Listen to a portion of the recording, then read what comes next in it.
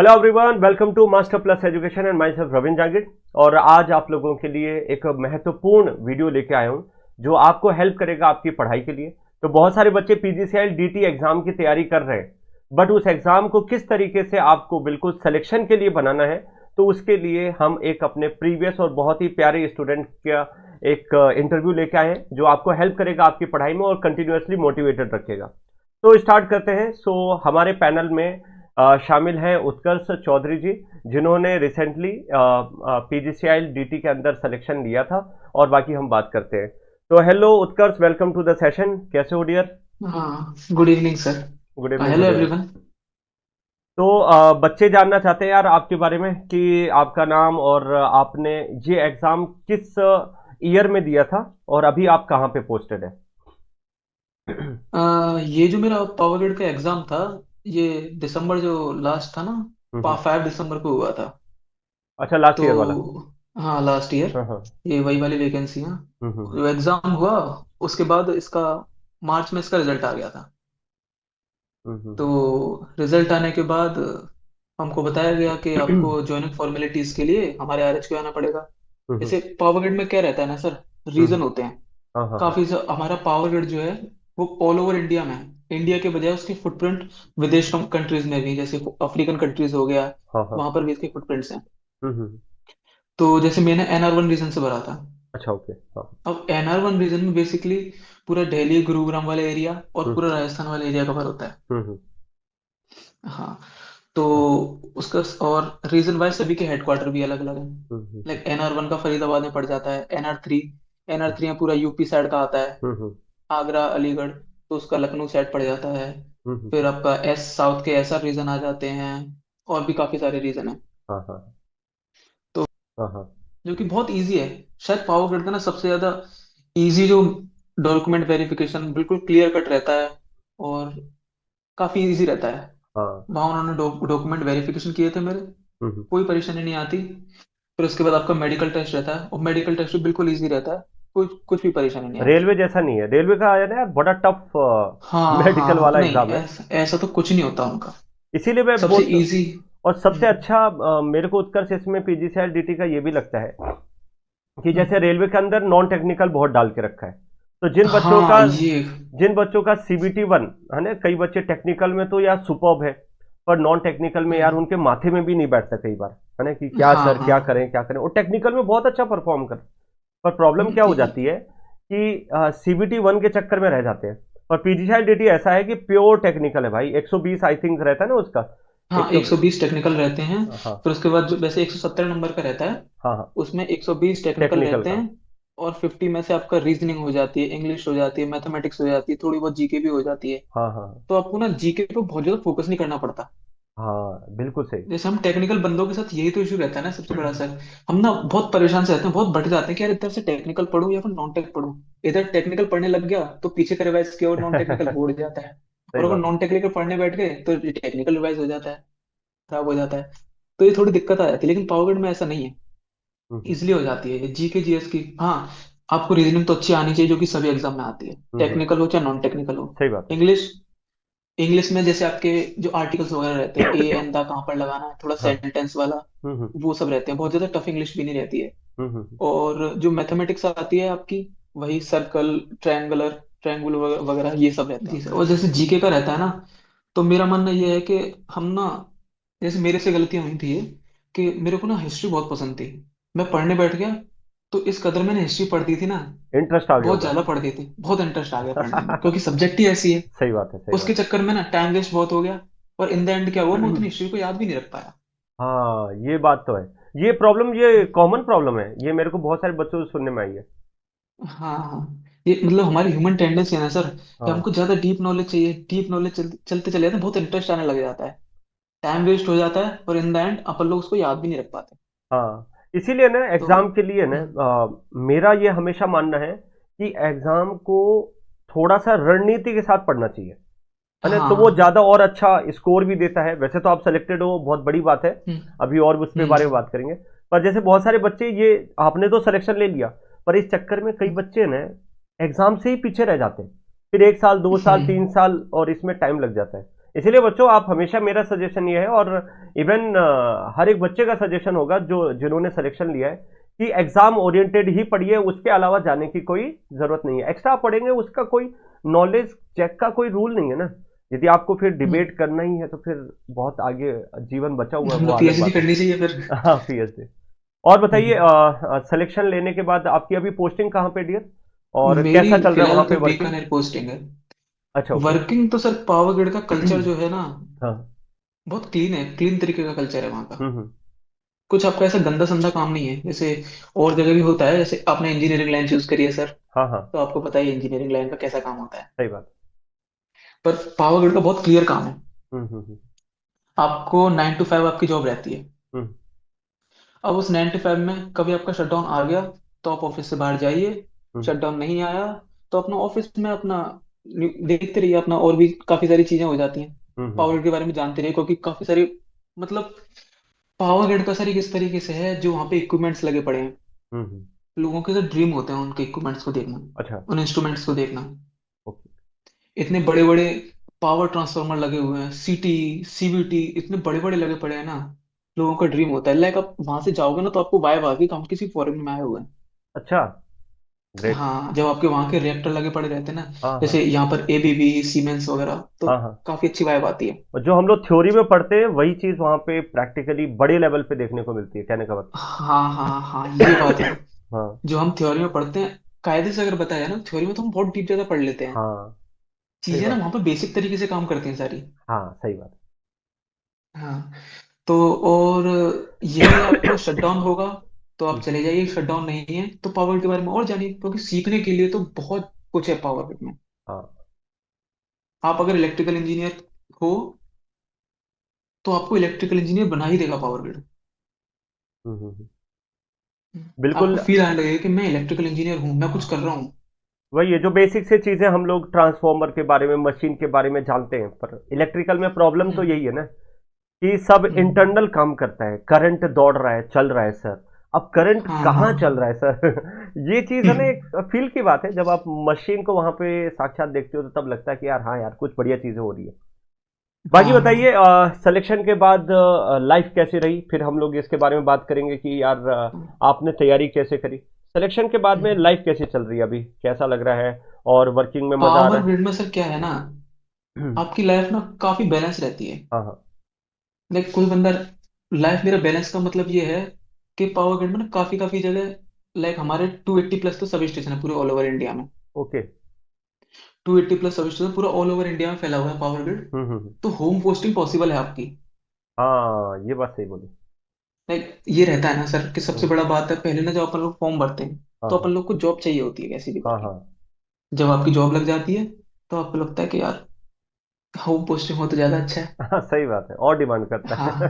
हाँ हाँ हाँ। हाँ तो और जगह ऐसा पॉसिबल नहीं होता, किसी किसी जगह आप हाँ, हो यहीं पर पोस्टिंग रहोगे, लेकिन पावरग्रिड में ऐसा नहीं, आपको होम पोस्टिंग मिल सकती है। बिल्कुल। हाँ। और अगर कल्चर की बात करें तो मैंने बता दी, बहुत क्लियर एंड कट है। लाइफ कैसी चल रही है मेरी वहाँ की, हम्म। तो ये इसका ना काफी मिक्स्ड मिक्सड रिएक्शन रहता है सर। हम्म।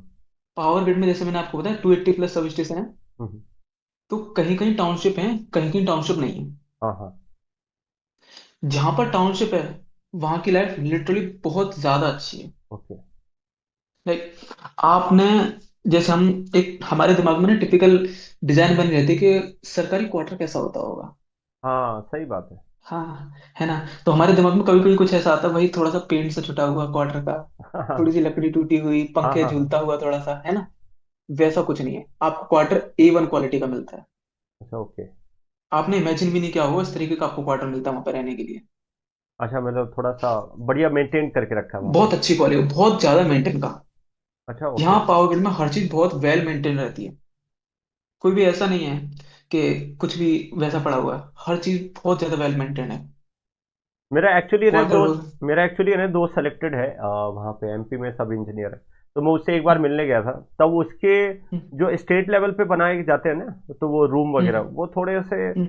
उधड़े ही रहते हैं, थोड़े से परेशान नहीं करते हैं। हाँ। तो जैसा वो आप हम्म। बता रहे हो तो मतलब अच्छा है वहाँ पे, कोई वो ये नहीं A1 क्वालिटी का रहता है सर। अच्छा, ओके ओके। तो यार हाँ। उत्कर्ष, ये बताओ कि आपने तैयारी ये कैसे शुरू करी, और आप हम लोगों से कैसे जुड़े? और इस एग्जाम के हम्म। बारे में कब से जानना शुरू किया? क्योंकि अब बहुत सारी हम्म। पोस्ट आके रखी है डियर। हम्म। अप्रोक्सीमेटली आप समझ लीजिए कि 800 के अराउंड पोस्ट है, और हम्म। 800 अराउंड पोस्ट है, और सबसे अच्छी बात है कि डिप्लोमा वाले ही केवल एलिजिबल है। तो बीटेक वालों का वो जो कंपटीशन होता है, वो डर होता है, वो खत्म है यहाँ पे। तो हाँ, डिप्लोमा वो तो वालों को खत्म। डिप्लोमा के साथ लड़ाई करनी है। तो मेन मुद्दा हम्म। यही है कि आपने ये तैयारी कैसे शुरू करी, और आप हम लोगों से कैसे जुड़े, और हमारी कुछ हम्म। हमारे पढ़ाने से यदि आपके एग्जाम में कुछ हेल्प हुई है तो वो भी आप जरूर बताइए। ये तो मैं था, लाइक मैंने डिप्लोमा, जब मैं फिफ्थ सेमेस्टर में था ओके। तभी मैंने कोर्स ले लिया था, और हम्म। वहीं मेरी मुलाकात हुई थी आपसे और लोकेश सर से। Okay okay. हाँ। तो मैंने कुछ ऐसा अपनी तरफ से ज्यादा दिमाग नहीं लगाया था। हाँ हाँ। मुझसे जैसा बोला गया ना कि आपको अपने टीचर पर बिलीव करना है, हाँ। तो वो चीज मैंने करी। मैंने अपना, और जैसे कभी देखते हैं ना अपन लोग, तो काफी ज्यादा बच्चे होते हैं हम्म। जो कभी टीचर को भी बुरा बुरा बोलने लग जाते हैं कमेंट्स में, है ना, टीचर को भी बोलने लग जाते हैं कि टीचर ज्यादा ओवर स्मार्ट बन रहा है। सही बट ऐसा बात। होता नहीं है, क्योंकि हम्म। टीचर आपसे बड़ा है, वो ऑलरेडी एग्जाम क्वालिफाइड है काफी सारे, तो आपसे ज्यादा वेल एक्सपीरियंस टीचर है। सही बात है। हाँ, तो उनकी बात को फॉलो करो आप पूरी तरीके से, इधर हम्म। उधर की बातों में आने ही नहीं है अपने को। ओके। हाँ, तो वहां पर जब पढ़ा मैंने, जैसे ऐसा बताते गए वैसा वैसा करता गया मैंने। ओके। नोट्स बनाए, हम्म। रिवीजन किया, हम्म। फिर आपसे मैं मेजरमेंट पढ़ा, अच्छा ओके। आपसे मेजरमेंट पढ़ा, और लोकेश सर से इलेक्ट्रिकल मशीन्स, आपसे हाँ। मेजरमेंट और पावर सिस्टम पढ़ा। पावर सिस्टम, हाँ। हाँ। तो अगर मैं मशीन्स का एक्सपीरियंस बताऊं, हाँ हाँ। तो मशीन्स का एक्सपीरियंस कुछ इस तरीके से था सर, हमारी मशीन ऐसी सब्जेक्ट है ना, अगर आप डीप जाने चले जाओगे ना तो बहुत डीप हाँ, चले जाओगे, सही बात है। है ना। बिल्कुल। हाँ, और अगर लाइट वे में लेना चाहोगे तो फिर ओके ओके सभी हो जाएगा आपका। हम्म। बट जो लोकेश सर ने पढ़ाया था ना, हम्म। आपको कुछ इस तरीके से पढ़ाया था, आपको लगा भी कि आप डीप जा रहे हो, और सिलेबस के सिलेबस ज्यादा नहीं हुआ आपका, आप पे बर्डन हाँ। नहीं आया कि बहुत बड़ी है मशीन। सही बात है। हाँ, आपको फील भी आ गई कि आपने बहुत अच्छी क्वालिटी का मशीन पढ़ा है, और आपको चीजें याद करने में दिक्कत भी नहीं आई। हाँ, ये क्वालिटी तो है कि ले- कंटेंट ओरिएंटेड रहना चाहिए हमेशा। हाँ, कंटेंट ओरिएंटेड ये रहना चाहिए। बिल्कुल। और ये था मशीन में, कुछ रहता है ना कि काफी सारे स्टूडेंट्स ये गलती करते हैं, आपसे पढ़ लिया, हम्म। फिर यूट्यूब पे तो भीड़ चली रही है, हाँ, सही बात है। वहां पर जाकर मशीन पढ़ लिया, फिर दूसरे टीचर से जाकर मशीन पढ़ लिया, सबका अलग अलग तरीका हो गया ना पढ़ाने का, हाँ, बंदा सही। वहीं पर कंफ्यूज हो जाता है। वो खिचड़ी सी बन जाती है फिर यार, कंसेप्ट की। हाँ, तो हाँ, एक ही टीचर को फॉलो करो। बिल्कुल मैंने सही। तो, हाँ, लोकेश सर से मशीन पढ़ी थी, हाँ। मैंने बहुत ज्यादा इधर उधर घूमा ही नहीं, पढ़ा, साथ के साथ न्यूमेरिकल्स जो भी वन लाइनर क्वेश्चन थे वो लगाए थे, हम्म। शॉर्ट नोट्स बनाए थे, ओके। मशीन का काम हो गया था। 3 से 4 बार रिवाइज करता चला गया, करता चला गया। हाँ, सही बात। हाँ। और अगर मेजरमेंट की बात करना चाहूँ मैं, हम्म। तो सेम सेम मेरा मेजरमेंट के साथ था। मेजरमेंट इस कदर पढ़ी ना मैंने, मेरे को आज भी मेजरमेंट याद है। अरे। और जो मेरे साथ के जो रूममेट्स हैं, हाँ हाँ। वो भी कहते हैं कि यार तेरे को मेजरमेंट मशीन की काफी डीप नॉलेज है यार तेरे को। हाँ हाँ।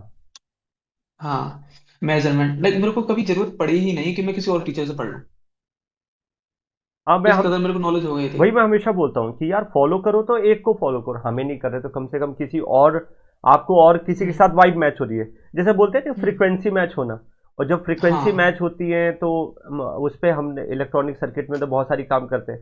तो वैसे ही है हम्म। कि स्टूडेंट की और टीचर की फ्रीक्वेंसी मैच करनी चाहिए। हाँ। हाँ। हाँ। और सबसे इंपॉर्टेंट इसमें यह है कि जो आपके टेक्निकल सब्जेक्ट आते हैं ना इसमें, पीजीसीएल डीटी के अंदर, तो वो हम्म। मेजोरिटी पोर्शन तो आपको भी पता है कि भाई टेक्निकल से ही ज्यादा क्वेश्चन पूछ रहे हैं, और आपको बस फोकस करके वही टेक्निकल पोर्शन को सही करने की कोशिश करनी है। तो बहुत सारे हम्म। बच्चे कंसेप्ट में लैग करते हैं। तो आपके अकॉर्डिंग डियर ये बताओ कि जैसे टेक्निकल पोर्शन 120 का है, और फिर हम्म। आपका नॉन टेक्निकल आई थिंक 50 का है, तो टोटल मिला के हम्म। 170 का हो गया। तो आप इन दोनों एग्जाम, दोनों जो पार्ट्स को है वो आप किस तरीके से हैंडल किए? मेरा मेरा सबसे बड़ा सजेशन तो सर ये रहेगा कि अगर किसी बंदे को ना गवर्नमेंट जॉब की तैयारी करनी है, हम्म। तो वो ना या तो सेकंड ईयर से या फाइनल ईयर से तैयारी करना स्टार्ट कर ही दे। सही बात। ऐसा नहीं है कि पास आउट होंगे उसके बाद तैयारी करेंगे, फिर तो साल खिंच जाती है। हाँ, सही बात है। तो मैंने भी यही था। और रही बात जो टेक्निकल नॉन टेक्निकल की, हम्म। पढ़ना इतना ही है ना जितना आप बाद में रिवाइज कर सको। हाँ, सही बात है। क्योंकि आप एक जेई का एग्जाम देने जा रहे हो, कोई आप वैसा एग्जाम नहीं देने जा रहे कि आपको जहां से बहुत ज्यादा डीप पूछेगा। हाँ हाँ डीप पढ़ने में सेटिस्फेक्शन मिलता है, हाँ। No doubt. बट क्या वो डीप पढ़ा हुआ आपके काम आएगा? आपको एग्जाम क्वालिफिकेशन में दिक्कत हेल्प करेगा? वो नहीं करेगा। आप भूल जाओगे, इतना सारा सिलेबस होता है जेई का। हाँ सही बात है। इतने सारे वन लाइनर क्वेश्चन होते हैं, भूल जाता है बंदा। हम्म। तो यही है कि जो टीचर बता रहा है, जो वन लाइनर क्वेश्चन वो करा रहे हैं, उसको ज्यादा फॉलो और जो करें हम लोग क्लास उनका। नोट्स में जैसे क्वेश्चंस वगैरह कराते थे डियर, उससे हाँ हाँ। आपको हेल्प हुई उसमें? उससे जब तक सर न्यूमेरिकल नहीं करेंगे अपन लोग, तब तक हाँ हमारे कंसेप्ट क्लियर ही नहीं होंगे। सही बात है। हाँ, तो बीच बीच में एक टॉपिक हो गया, फिर आपने न्यूमेरिकल्स कराए थे, हम्म। तो वो काफी ज्यादा हेल्पफुल है कंटेंट को याद करने में। हाँ, तो क्वेश्चन के थ्रू है हम्म, ना याद करने में थोड़ा आसानी भी रहती है। अब बहुत आसानी रहती है। हम्म। और ये पढ़ाने का तरीका तो जबरदस्त था। थैंक यू यार। जो भी बच्चा पढ़ता है ना, मैं बोलूंगा सर को फॉलो करो। दूसरे टीचर को फॉलो करने की जरूरत ही नहीं है आपको, एक बार पढ़ के तो देखो पूरा। धन्यवाद डियर, धन्यवाद। जैसे आई क्वेश्चन होप। प्रैक्टिस के लिए क्या तरीका ऐसा अपनाया कि आपका सिलेक्शन हुआ और बाकी लोगों को आपने पीछे छोड़ दिया और आपका हाँ, सिलेक्शन क्वेश्चन हुआ? क्वेश्चन प्रैक्टिस का सर ये था कि मैंने पीवाई क्विज लगाई। हाँ जो मेरे से बन गया वो तो बन ही गया, जो हाँ एक बार में बन गया वो हमेशा ही बन जाएगा आपसे। सही बात है। जो दूसरी बार में दिक्कत कर जाता है ना, हम्म। उसको मैं अपने टैबलेट पर, अपने नोट्स पे उसे लिख लिया करता था। ठीक है। हाँ, तो जैसे एसएससी जेई की पीवाई की लगाई मैंने, हाँ बन गया बन गया। जो नहीं आया ना, हाँ हाँ अब कभी कभी सर ऐसा रहता है, जो हमारी बुक्स दे रही है उसको जो पीछे सॉल्यूशन दे रखा होता है वो हमको सेटिस्फाई नहीं करता। हम नॉलेज मतलब अच्छी तरीके से एक रटना सा हो जाएगा और उससे करेंगे तो। हाँ सही बात है। हाँ, तो कभी कभी मेरे को इंटरनेट की भी हेल्प देनी पड़ी। हाँ हाँ हाँ, जो मेरे को इंटरनेट पे मिला, अच्छा सॉल्यूशन मिल गया, वो मैंने कर दिया। तो उससे क्या हुआ ना सर, इंटरनेट पे मिला हाँ मेरे को वो क्वेश्चन तो तैयार हुआ ही हुआ, हाँ उसके हाँ रिगार्डिंग थोड़ी सी और नॉलेज मिल गई मेरे को। हाँ। तो ये भी एक बहुत बड़ा हेल्प हेल्प देता है। मैंने इसी तरीके से सब्जेक्ट वाइज अपने नोट्स बना रखे थे। ओके। शॉर्ट नोट्स तो मैंने अलग ही बनाए थे, अच्छा, लेकिन जो पीवाई क्यूज थे वो भी मैंने अलग बनाए थे। आपने वो शॉर्ट नोट्स बनाने के लिए क्या तरीका अपनाया? जैसे बहुत सारे बच्चे बोलते हैं सर आप अपने शॉर्ट नोट्स दे दो। मैं कहा यार मेरे शॉर्ट नोट्स का नहीं क्या नहीं करेगा? नहीं, ये तो बहुत गलत बात है। हाँ हाँ लाइक, किसी के नोट्स को फॉलो करना, मुझे नहीं लगता कि वो बहुत ज्यादा हेल्प देगा आपको। सही बात है। आप अपने खुद नोट्स बनाओ ना। आपने जो पढ़ा हुआ है, लाइक आपने मेजरमेंट करवा दी, ठीक है। अब आप उसे पढ़ोगे, आपको ही तो उसके शॉर्ट नोट्स बनाने हैं। हम्म। सर ने अपनी वे में बना रखे होंगे, आप अपने वे में बनाओ। अब जैसे कि मेरे को मेजरमेंट के शॉर्ट नोट्स बनाने थे, हाँ तो हाँ मेरे को ब्रिजेस थे। हाँ हाँ अब ये छोटे छोटे, अब ब्रिजेस में जेई में क्या रहता है ना, आपको ब्रिजेस पहचानने को आ जाएंगे हाँ कि ये कौन सा ब्रिज है, या उसका जो फॉर्मूला इंडक्टेंस वगैरह निकालने को होता, वो एक रेयर केस में आता है, हाँ हाँ। इंडक्टेंस वगैरह निकालने का। हम्म। वो, तो अब मैंने क्या करा, वो ब्रिजेस बना लिए।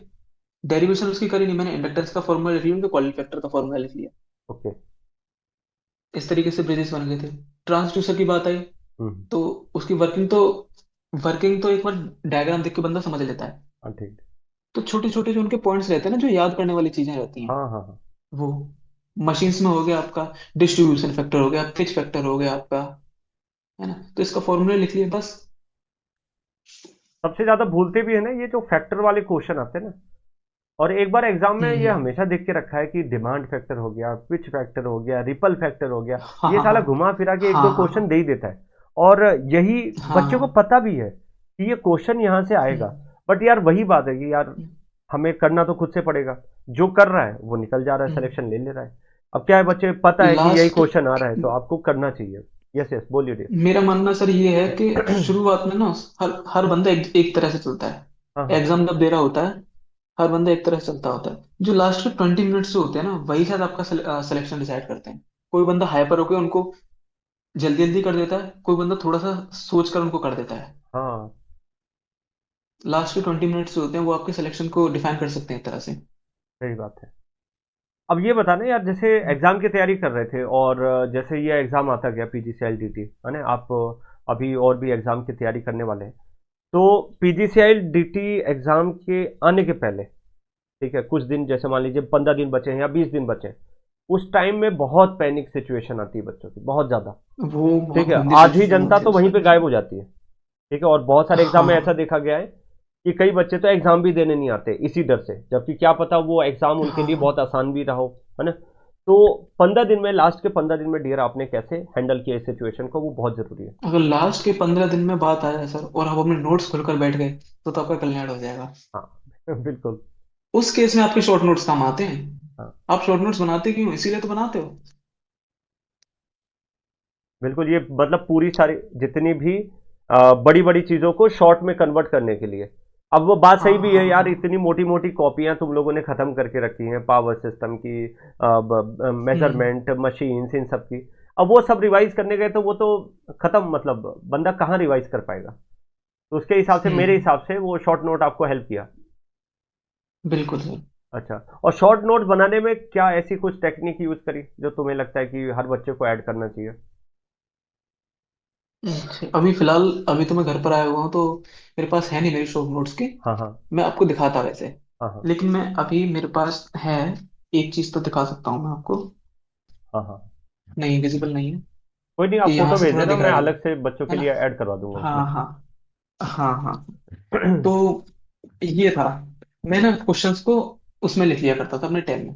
हाँ, नहीं ये चीज़ तो वैसे यार सही भी है यार, हर चीज़ आप पढ़ नहीं सकते।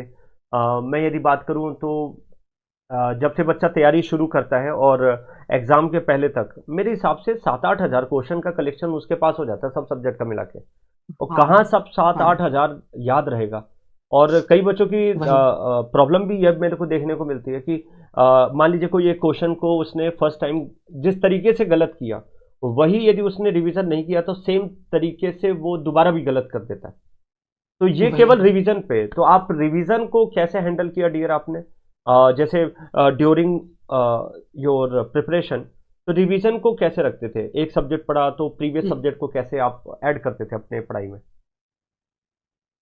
मैंने सर मतलब कुछ इस तरह से, मैंने पढ़ाई नहीं करी थी कि पावर सिस्टम एक अलग सब्जेक्ट है, मशीन आपकी अलग सब्जेक्ट है, मेजरमेंट आपकी अलग सिस्टम है, ऐसा नहीं। मैंने पूरी इलेक्ट्रिकल को कंबाइन करके पढ़ा था, एक सब्जेक्ट मानकर पढ़ा था मैंने। हम्म। हाँ। तो और कभी रहता है ना रिवीजन का, तो मैं आपको बताऊं कि सर, जैसे हमारा जो कभी फ्री टाइम रहता है ना, जैसे हम कभी सोने जा रहे हैं, हाँ हाँ। तो सोने जाने से पहले ना अपने को नींद नहीं आती। अपन लोग इंस्टाग्राम खोलकर बैठ गए, फेसबुक खोलकर बैठ गए, यूट्यूब खोलकर बैठ गए, रील्स देखने लग गए, है ना? तो सोने से पहले ना, अगर आप जो आपने पढ़ा है उसको एक बार आंख बंद करके रिवाइज कर लोगे ना, तो वो तो बहुत ज्यादा बेनिफिट है आपके लिए। बहुत बढ़िया चीज बताई आपने। Very good. हाँ। सोने से पहले तो आपको करना पड़ेगा, क्योंकि अगर आपने ऐसा किया सुबह का पढ़ा हुआ और आपने पूरे दिन तक उसको रिवाइज नहीं किया, हम्म। तो आप पूरी तरह से उसको भूल भी जाओगे। फिर वो इंस्टाग्राम ही याद तो रहेगा। टाइम, हाँ हाँ हाँ, फिर वही पेपर में आएगा आपके जो रील्स मीम्स चलते रहते हैं।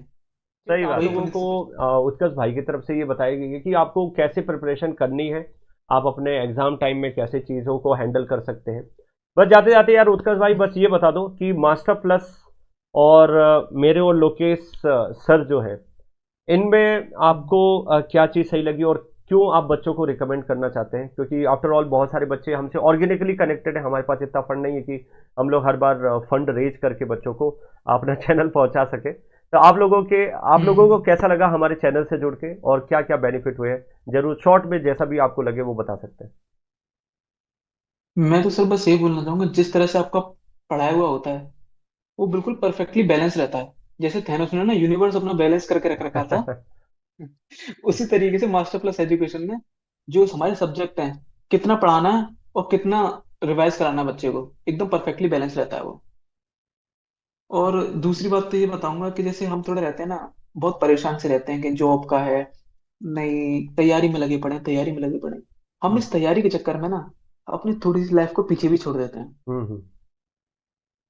तो मेरा मानना ये है, तैयारी करो, लेकिन जो आपकी सेकेंडरी चीजें हैं, लाइक मेरे को गिटार बजाना बहुत अच्छा लगता था, मेरे को ड्राइंग बनाना बहुत अच्छा लगता था, अच्छा, ओके। तो मेरे को कभी फ्री टाइम मिलता था तो अपना गिटार प्ले किया करता था।